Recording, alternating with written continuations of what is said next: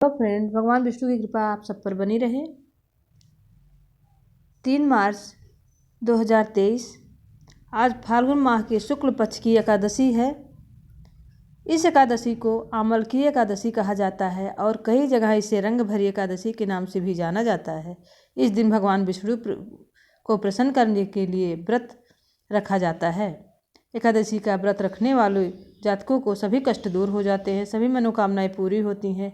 इस साल अमल की एकादशी का व्रत 3 मार्च 2023 शुक्रवार के दिन रखा जाएगा।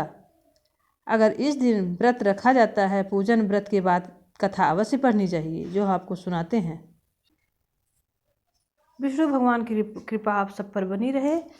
हम आज आपके लिए लेके आए हैं अमल की एकादशी। अमल की एकादशी फाल्गुन शुक्ल पक्ष एकादशी को अमल की एकादशी कहते हैं। यह इस दिन शुक्रवार 3 मार्च 2023 को पड़ रही है।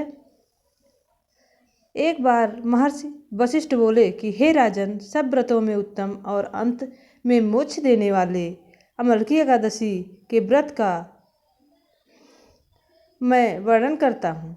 यह एकादशी फाल्गुन मास के शुक्ल पक्ष में होती है। इस व्रत के करने से समस्त पाप नष्ट हो जाते हैं।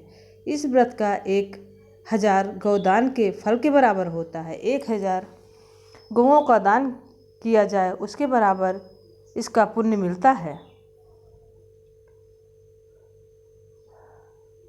माधाता बोले कि हे वशिष्ठ जी, यदि आप मुझे पर कृपा करें तो किसी ऐसे व्रत की कथा कहिए जिससे मेरा कल्याण हो। महर्षि बोले कि हे राजन, सब व्रतों में उत्तम और अंत में मोक्ष देने वाले अमल की एकादशी के व्रत का मैं वर्णन करता हूँ।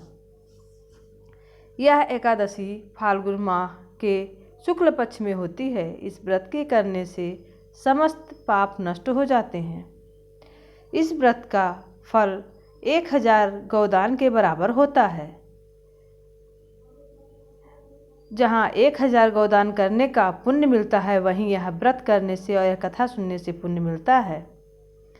इसकी पौराणिक कथा का महात्म्य मैं आपको सुनाता हूँ। एक वैदिक नाम का नगर था, जिसमें ब्राह्मण, क्षत्रिय, वैश्य और शूद्र चारों वर्ण आनंद सहित रहते थे। उस नगर में सदैव वेद ध्वनि पूजा करती थी तथा पापी, दुराचारी तथा नास्तिक उस नगर में कोई नहीं रहता था। उस नगर में चैत्ररथ नाम का एक चंद्रवंशी राजा राज्य करता था। वह अत्यंत विद्वान तथा धार्मिक था। उस नगर में कोई भी व्यक्ति दरिद्र और कंजूस नहीं था। सभी नगरवासी विष्णु भगवान के भक्त थे और अबाल, वृद्ध, स्त्री, पुरुष एकादशी का व्रत किया करते थे। एक समय फाल्गुन माह में शुक्ल पक्ष की अमल की एकादशी आई। उस दिन राजा, प्रजा तथा बल वृद्ध सभी हर्षपूर्वक व्रत रखे। राजा अपनी प्रजा के साथ मंदिर में जाकर पूर्ण कुंभ स्थापित करके धूप, दीप, नैवेद्य, पंचरत्न आदि से विधि विधान से पूजा की आदि से और धात्री में तो आंवले का पूजन करने लगे और इस प्रकार की स्तुति करने लगे। हे धात्री, तुम ब्रह्मा स्वरूप हो। तुम ब्रह्मा जी द्वारा उत्पन्न हुए हो और समस्त पापों का नाश करने वाले हो। तुमको नमस्कार है। अब तुम मेरा आर्ध स्वीकार करो। तुम श्री रामचंद्र द्वारा सम्मानित हो। मैं आपकी प्रार्थना करता हूँ, अतः मेरे समस्त पापों का नाश करो। उस मंदिर में सबने रात को जागरण किया। रात के समय वहाँ एक बहेलिया आया जो अत्यंत पापी और दुराचारी था। वह अपने कुटुंब का पालन जीव हत्या करके किया करता था। भूख और प्यास से अत्यंत व्याकुल होकर वह बहेलिया इस जागरण को देखने के लिए मंदिर के एक कोने में बैठ गया और विष्णु भगवान तथा एकादशी महात्म्य की कथा सुनने लगा। इस प्रकार अन्य मनुष्यों की भांति उसने भी सारी रात जागकर बिता दी। प्रातःकाल होते ही सब लोग अपने घर चले गए तो बहेलिया भी अपने घर चला गया। घर जाकर उसने भोजन किया। कुछ समय बीतने के पश्चात उस बहेलिए की मृत्यु हो गई।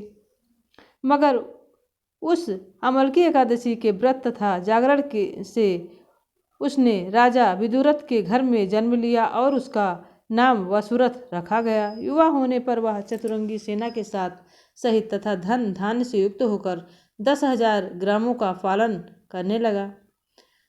वह तेज सूर्य के समान क्रांत में चंद्रमा के समान, वीरता में भगवान विष्णु के समान और क्षमा में पृथ्वी के समान था। वह अत्यंत धार्मिक, सत्यवादी, कर्मवीर और विष्णु भक्त था। वह प्रजा का समान भाव से पालन करता था। दान देना उसका नित्य कर्तव्य था। एक दिन राजा शिकार खेलने के लिए गया। दैवयोग से वह मार्ग भूल गया और दिशा ज्ञान न रहने के कारण उसी वन में एक वृक्ष के नीचे सो गया। थोड़ी देर बाद पहाड़ी म्लेच्छ वहां पर आ गए और राजा को अकेला देखकर मारो मारो शब्द कहते हुए राजा की ओर दौड़े। म्लेच्छ कहने लगे कि इस दुष्ट राजा ने हमारे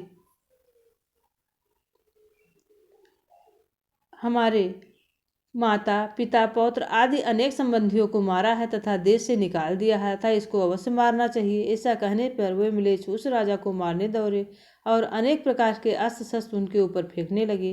वे सब अस्त्र शस्त्र राजा के शरीर पर गिरते ही नष्ट हो जाते थे और उसका वार पुण्य से समाप्त प्रतीत होता था।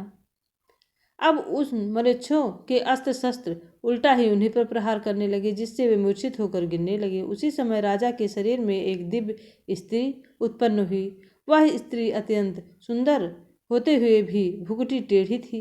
उसकी आंखों में लाल अग्नि निकल रही थी, जिससे वह दूसरे काल के समान प्रतीत होती थी। वह स्त्री म्लेच्छा को मारने के लिए दौड़ी और थोड़ी ही देर में उसने सब म्लेच्छाओं को काल के गाल में पहुंचा दिया। जब राजा सोकर उठा तो उसने उस म्लेच्छा को मरा हुआ देखकर कहा कि इन शत्रुओं को किसने मारा है? इस वन में मेरा कौन हितैषी रहता है? वह ऐसा विचार कर ही रहा था कि आकाशवाणी हुई, हे राजन, इस संसार में विष्णु भगवान के अतिरिक्त कौन तेरी सहायता कर सकता है? इस आकाशवाणी को सुन राजा अपने राज्य में गया और सुखपूर्वक करने लगा। महर्षि वशिष्ठ बोले कि हे राजन, यह अमलकी एकादशी के व्रत का प्रभाव, जो मनुष्य इस अमलकी एकादशी का व्रत करते हैं वे प्रत्येक कार्य में सफल होते हैं और अंत में विष्णु लोक को प्राप्त होते हैं। तो ये थी अमलकी एकादशी की व्रत कथा। इस व्रत कथा का महात्म्य बहुत ही महत्वपूर्ण है।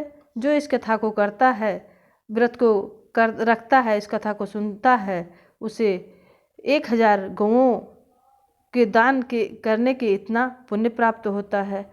तो ये थी कथा आपको अच्छी लगे तो प्लीज़ लाइक शेयर सब्सक्राइब करिएगा। विष्णु भगवान की कृपा आप सब पर बनी रहे। जय विष्णु भगवान।